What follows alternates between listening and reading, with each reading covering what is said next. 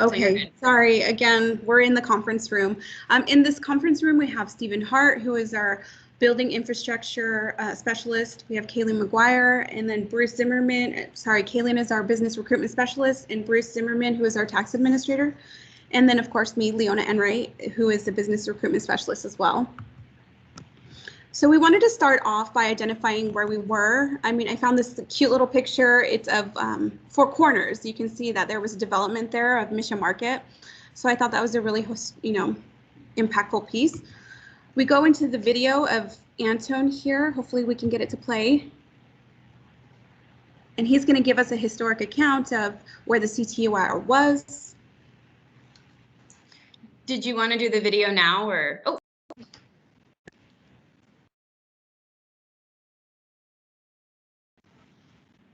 We don't hear any sound on it. That might be because you need to select use computer sound. It's a button up at the very top. Or if you'd like, I can play the video. I have it queued up.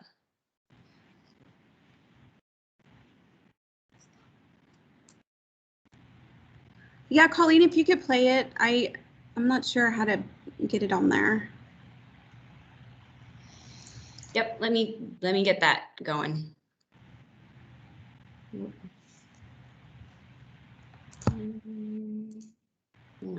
Sorry, there's always a order of operations here. The sharing of the media is always interesting. There's that button. All right, let me know if you can't hear anything. It should play.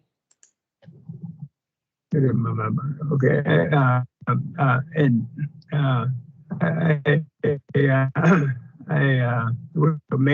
were making the presentation, Economic Development Department at that time. This is 1981, and then a general council chairman, not general council member, stood up and said, "What is this that you're doing? You're making this presentation on economic development planning," and they said, we don't need more plans. We need more action. We got to take more risks. And the general council actually said that because they had been hearing this economic planning and not seen any results. So it was at that time that the Umatilla tribe as a whole turned towards supporting economic development. And then that's where the bingo and the bingo economy business started to grow, and then turned into gaming. The gaming enterprise, Indian Game and Toy Regulatory Act came out, and the tribes hired consultants to help them build the casino complex that we got now. But that was all. It was the reason for the success for economic development was the people themselves. And they said earlier that when we were at the general council, after we had established a gaming economy, and could have dividend payments, and the board of trustees governing body was asking, what should that be? Should that be 5%, 10%? The board of trustees said, we'll give you 10% of the casino dollars profits for the people. 10%. This is no. We got to think about that. So when they were deliberating, we adjourned and then waited for the next meeting with general council. The board of trustees decided 15. We'll go with 15. We'll put that on the table. So they put 15% of the dividend payments for the dividend payments for the general council of the tribe, and they accepted that. And that's how they got the dividend payments from their economy. And then and the whole thing about the story I'm telling you was that initially when the tribes per capita their land claim settlement money, when that was gone, it was gone. There wasn't any more. The tribe was broke. But now you have these dividend payments based on your economy, and you could the people could have that economy, but it still they could the tribe itself could reinvest its dollars into the economy and make it stronger, which is what they've been doing so far. But still, there's always some contention or tension there as to what the tribe is doing, which is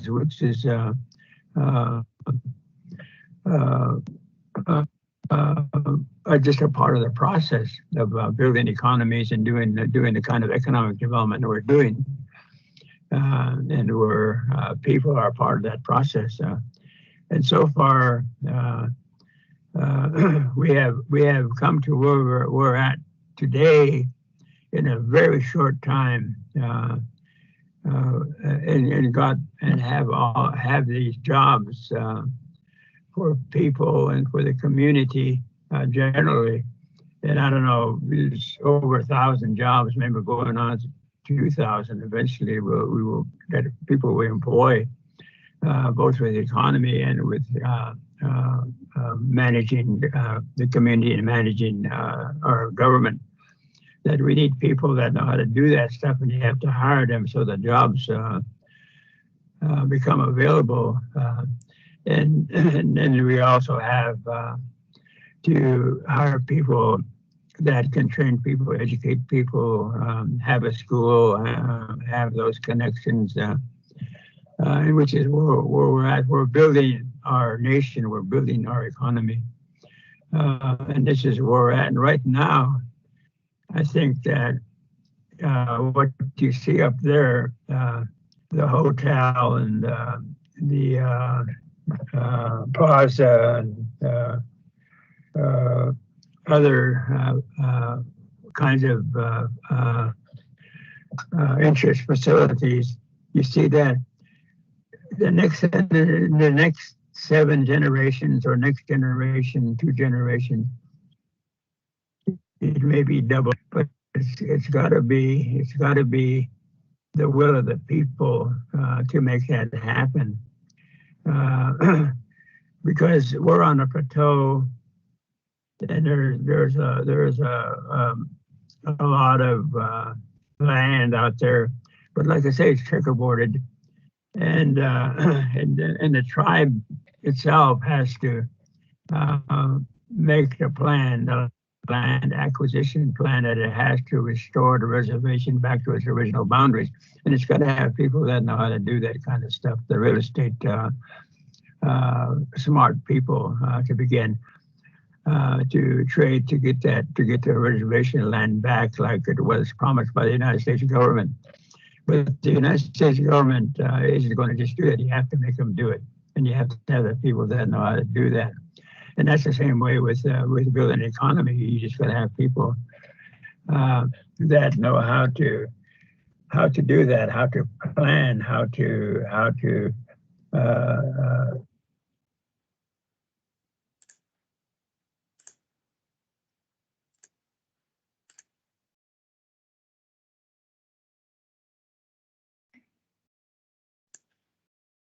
So I'm hoping that, so the video played okay. Leona, are you okay to take it over? Yes, thank you.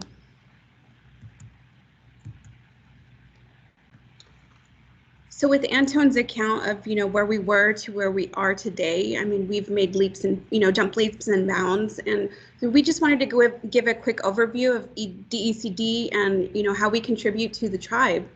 Right, here's our mission. Our goal is to diversify the overall economy for the Umatilla tribe while also respecting our traditional cultures and values, because those are important to us. This is an overview of our department. You can see that there's many programs within it. We have Indian Lake, turf, tax, land acquisition, Coyote Business Park, and farming. And Bill Tubby is our director. As you can see, our org chart is Leona, it's not changing. I don't know if maybe there's a lag, but we still are on the mission slide. Okay, hold on. Thanks everyone for bearing with us. This is definitely how all of this is going. We hope you're having a great day.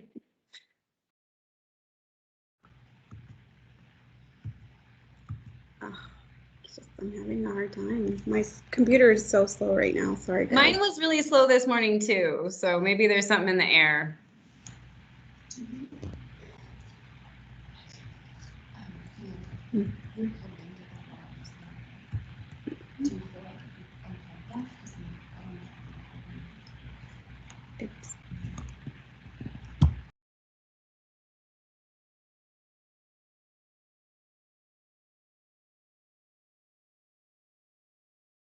So I don't know if you can maybe reshare.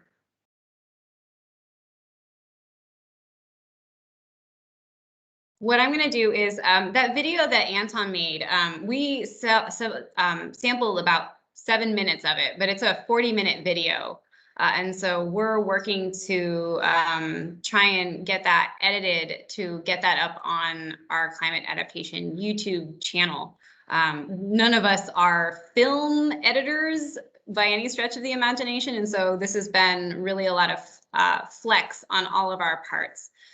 We've been working really hard to try and figure out all of this technology really on a very short time frame. And so thank you so much for bearing with us.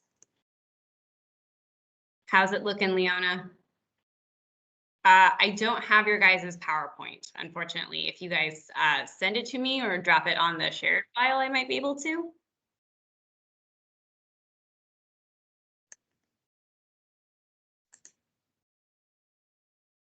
I'm also putting in the chat the link to that YouTube video, the 7-minute video that we have that's publicly available. And so I was wondering, Antone, I know that you're on the line right now. And so what I think I might do is run across the hall to the conference room that DECD is in right now and see if I can help them out.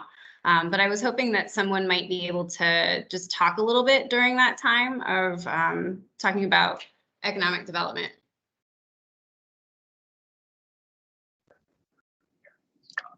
Are you asking me?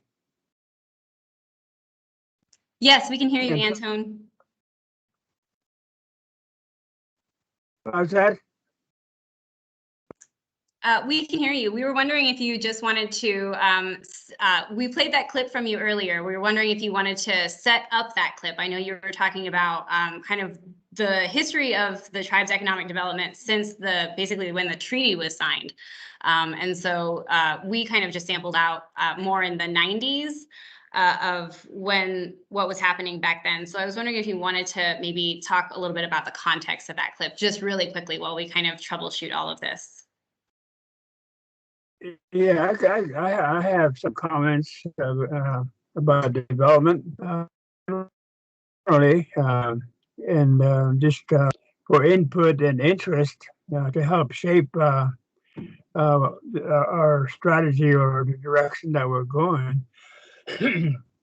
And as I mentioned yesterday, as we were breaking off, that there's this book that was written back in the Lewis and Clark bicentennial time as days go by. And that's I think that's a pretty good summary of where we're at today, particularly by a lot of the young adults of our tribe that are working and know something about treaty rights and interests, and treaty rights and interests are so basic to basic knowledge to build our economy. Looking to the future, because when the treaty was made and the Umatilla Indian Reservation was established, it was 512,000 acres or 800 square miles, and that is your economy and your homeland. It's where you're going to live, and you have to make a living basically there. You can't go catch a horse and saddle him up and go out to the mountain, start digging roots, berries, or you can't go fishing up the Columbia or over the Snake River. Today, you're limited. You can do it, but you're basically limited to the reservation. And the reservation is where you got to really take a very, very hard, deep look at where we're at with it today. And like I said, we are so checkerboarded. I think it seemed that at one time there were more white people living on a reservation than there were Indians at the time. And they I hate to interrupt you. I'm so sorry. I know that, thank you so much for talking with us, and I'm so sorry to interrupt you, but we do have the slides back up. And so can we return to your thoughts during the discussion? I can continue with it later. That's all. Okay, perfect. Thank you so much for filling that gap. I really appreciate it. Leona, are you guys set up? I'm going to make it full screen here in a minute. Yes, I jumped on Kayleen's laptop, so. Okay, perfect. Just let me know when you want to switch the slides, and we will go from there. Thank you so much for troubleshooting. Okay. All right, thank you. Okay, this is a quick overview again of our Department of Economic and Community Development. We highlight our director, Bill Tevy, and the different programs we have: Indian Lake Turf, tax, land acquisition, Coyote Business Park, and farming. Next slide. Here's our org chart. You can see that we have a lot of employees. I don't think people realize the capacity of how large our department is. Currently, we have 18 tribal members employed within DECD, and then we have 3 A2s, 4 non-tribal, and then 3 descendants for a total of 28 employees. Next slide. This is our ECDC committee. Pat Walters is our chair, and we have Don Williams as our vice chair. Leo Stewart is our secretary and treasurer, and then Antone Minthorn as a member, and then Jill Marie is our BOT ex officio. Our DECD goals are, for our strategic work plan, we've identified 5 different goals, and economic development is one of them, community development, taxation, land project, and tribal enterprises.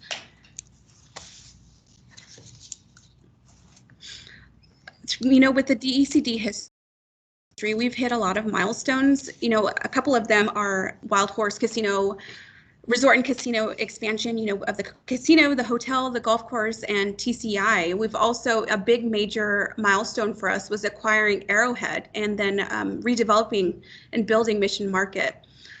We also have the land acquisition program, which has been vital in, buying back those parcels of land and regaining our reservation. Coyote Business Park and Wanapa Industrial Park were established. Coyote Business Park is located up on top of the hill, just off exit 216, and it straddles the exit, which is, I think it's ideal because we're trying to expand our economy, and it's a great parcel of land, and it's a great area for business to come and develop. And then Yellowhawk Tribal Health Center, we established, there was the old clinic, and now we have the new clinic, which is a great facility. Also, right behind Yellowhawk is the education center. DECD had, a hand in all of these projects. Currently, right now, we have 2 different housing developments going on, Lucky 7 and the Nikiawe, the new housing development that will be located just south of Yellowhawk. And then infrastructure, that's very important for us, establishing water and sewer lines, road projects. And then right now, currently, we're in the broadband project, which is, it's going to be vital for our students in our community to, because that's the world we live in now, is a digital world. And so we need to make sure that our community has that access.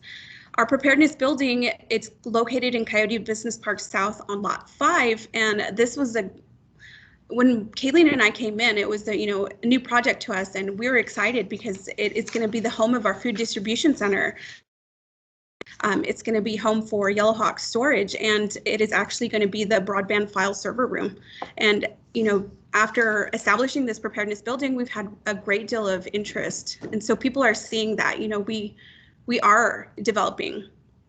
Okay, next slide.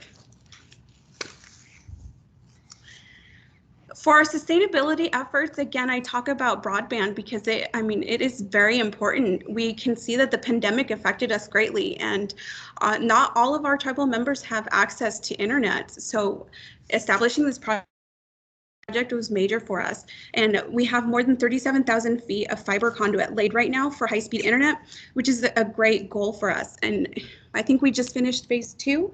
Yeah, the engineering for it. Yes, and we also applied for an FCC license, and we were granted that license, I believe, the end of last year.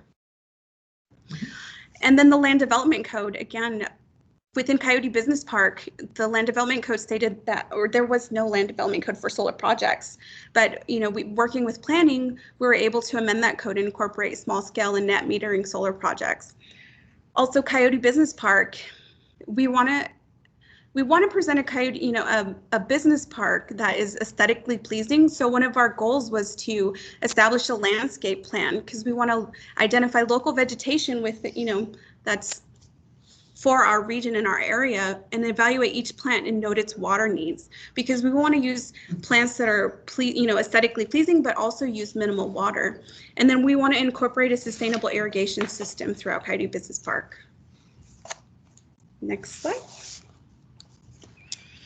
For our social responsibility, we really want to highlight and identify projects that support renewable energies. A couple of things, again, solar power, that's kind of like a hot topic, and we are exploring, we're learning a lot about solar right now, and we're exploring different projects or, feasibility. How can we apply solar to our Coyote Business Park tenants or to our housing projects? So that's a great avenue that we want to explore even more. And then we have wind power. We have the Rattlesnake Wind Farm, which is located close to Arlington. And then we also have that windmill that's located up at TCI. And again, it takes a village, so we collaborate well with our partners. Energy Trust of Oregon is a great partner with DECD, Pacific Blue Sky.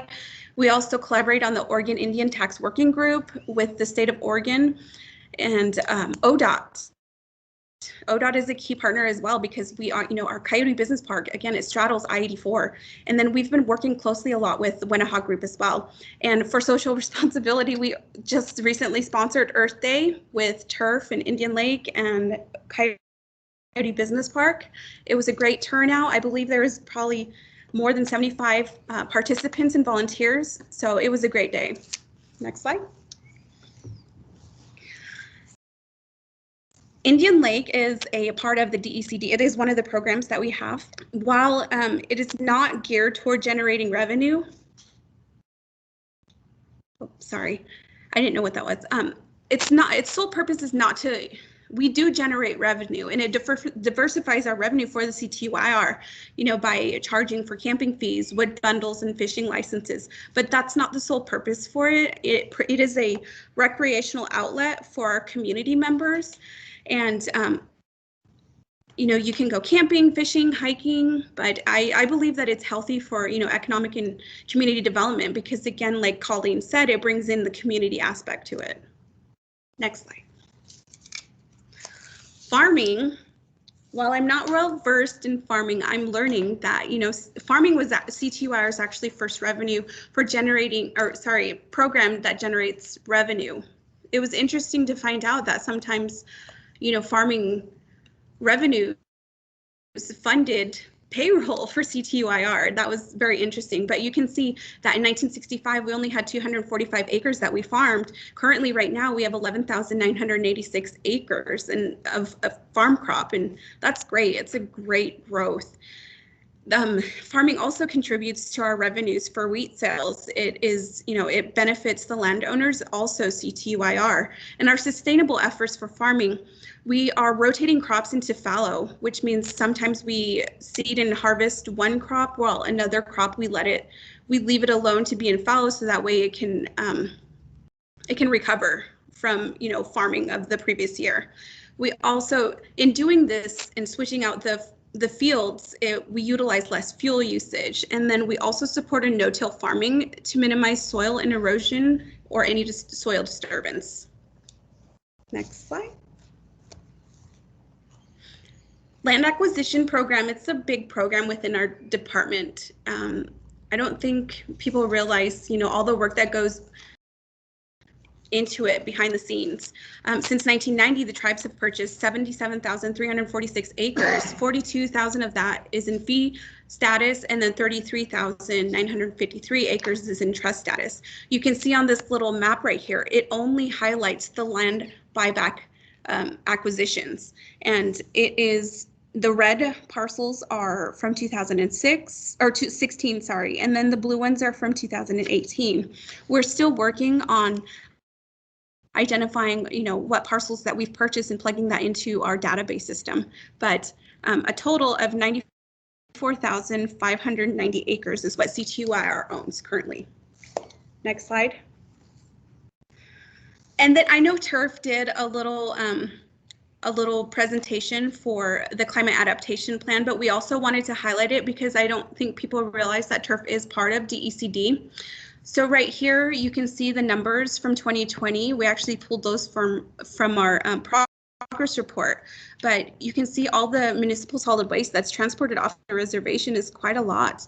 And then also they had 87,000 tons of recycled materials, which is great. So it is, again, plugging back into sustainability and supporting, recyclable efforts.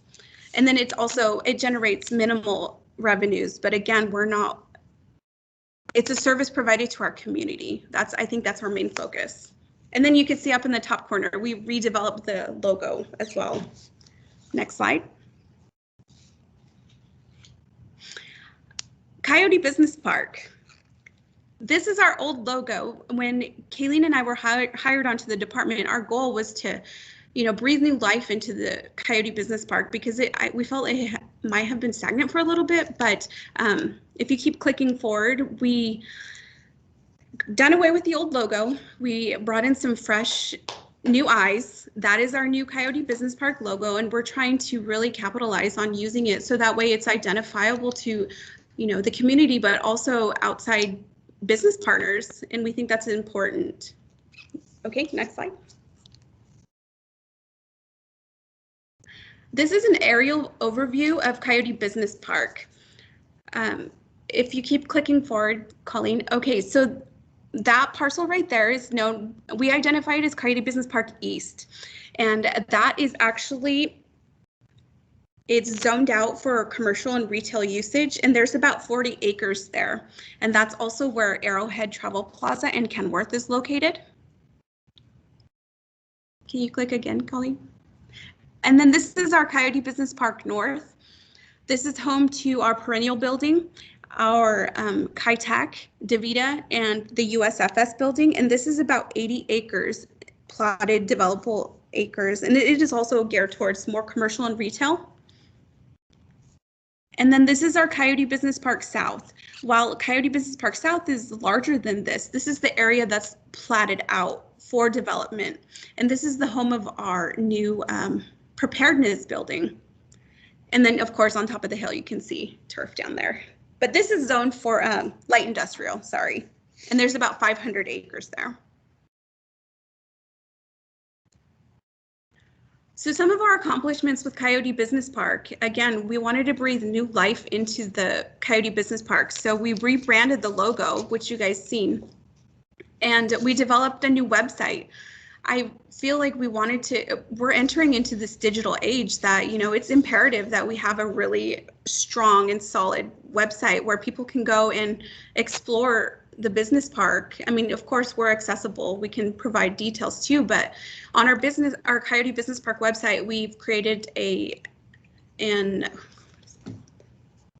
interactive map. We connected with IT and collaborated with them. So you can actually go onto the Coyote Business Park website, click on the lots. You can see the details, if it's infrastructure ready, what the acres are, and if it's available. We also we connected with the Creative Signs, and they helped us with new highway signs because, again, we wanted to breathe new life. So you could see those just off the highway. And then recently we participated in Adopt a Highway, and we had the day before Earth Day, the Coyote Business Park staff was out there on the highway, and we were doing a highway cleanup. Next slide. Good afternoon, everybody. This is Bruce Zimmerman. Some of the challenges that we face in development really comes down to that we're located in a more rural part of the state of Oregon.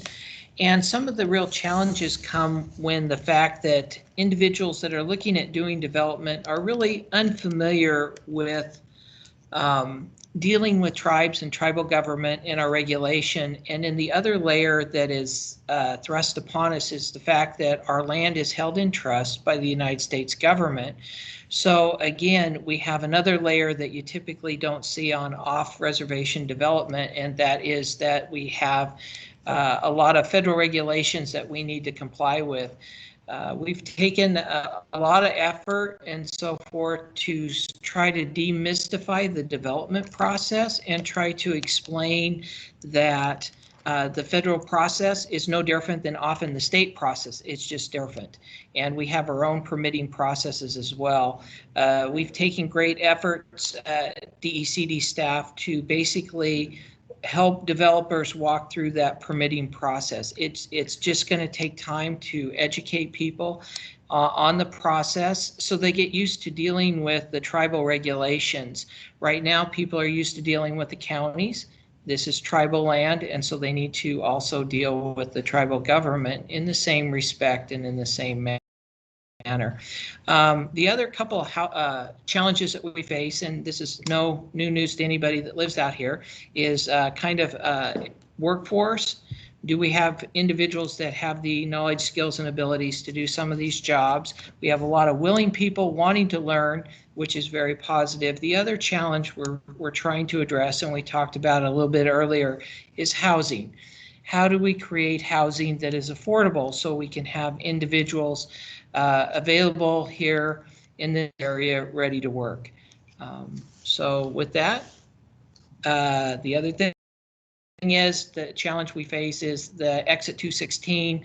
We all see what's happened with inclement weather, the closures there and all the trucks all over, and we're working right now with ODOT to develop a plan to allow for that closure of the road, but get the trucks off the road and parked in an area that enhances public safety and safety of the individuals during those time frames. So with that, we'll go on to the next slide.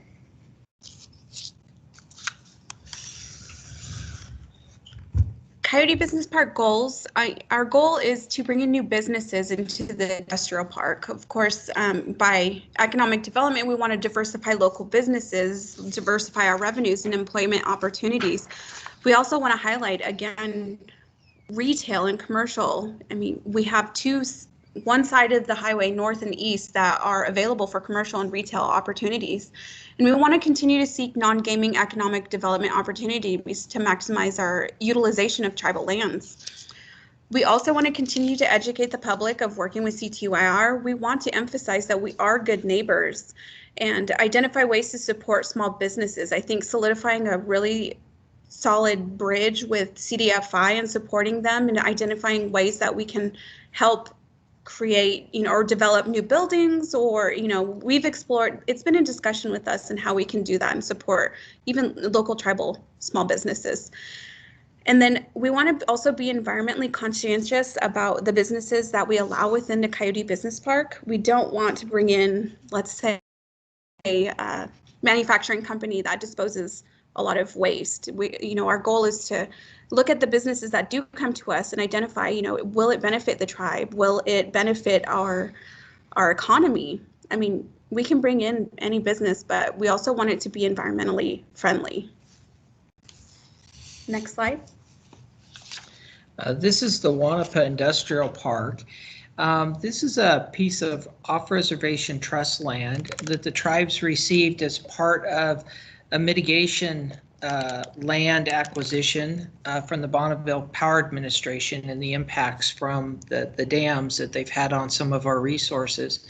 As part of the acquisition that we got for mitigation, the land, we set aside as part of the agreement with the county and Bonneville 195 acres of that land for industrial use that is within the Port of Umatilla.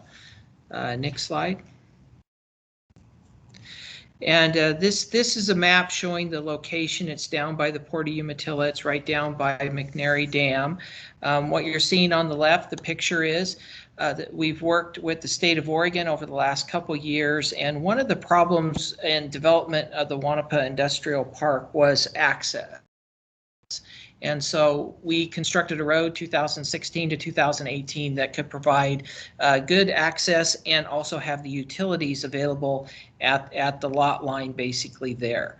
And so that this land is now has access and has utility services and is in an area that is industrially zoned, and the tribes have set that apart for heavy industrial zoning. Again, what Leona was talking about is when we zone or designate lands for activities, we're trying to locate those activities in a spot that is and in an area that is conscientious of the surroundings and the impact it has. That's why the Coyote Business Park is light industrial, whereas the Wanapa Industrial Park down by the port inside the Port of Umatilla district or zone is designated for heavy industrial. Next. This is it. Yes, as you can see, there's an overview of it, and the triangle shaped portion is the Wanapa Industrial Zone. This is just an overview of the partners that we've recently collaborated with. Of course, this expands beyond that. We collaborate with the City of Pendleton, the City of Umatilla, the Port of Umatilla, ONAC, AT&I, OEDA, Pendleton Chamber, the Department of Transportation, Nikiawe Chamber, and Wenaha Group has also been a great partner. Next slide. Okay, this is the tax program that is within DECD, and I just wanted to point out kind of the amount of revenue that we're deriving that are through taxation, and these are tribal governmental revenues. But I wanted to highlight one of them specifically on there, and that is the Coyote Business Park tax. This is a property tax that the tribe imposes on the tenants at the Coyote Business Park. The reason this tax is very important to the tribe and to the development at the Coyote Business Park is that when we initially put in the infrastructure for the development of the Coyote Business Park, we used a lot of grant funding, as well as we actually had to borrow money through the Oregon Special Public Works Infrastructure Fund. And one of the requirements is that in order to borrow that money from the state of Oregon at a very favorable interest rate was that we had to designate a revenue stream for the repayment of that debt. And so the Coyote Business Parks, one of the main functions of the tax is to ensure the debt payments are made, so we don't have to ask for an appropriation from the Board of Trustees. The Coyote Business Park is self-funding, but the Coyote Business Park taxes play a key element in paying for the debt service that funded the infrastructure up there, the roads, the water, sewer, the extensions of the electric lines, and so forth. The other part of the Coyote Business Park is that it also funds a lot of the operation and maintenance costs that go up there. And so there is a cost to operating that land and maintaining the land in a desirable aesthetic looking spot. We're in the process of developing more comprehensive landscaping and vegetation plans so that we can improve the appearance of the park. And this is partially going to be funded out of those business park taxes that the tenants that are located up there, they themselves pay for it. So they're receiving the direct benefit of the taxes they pay.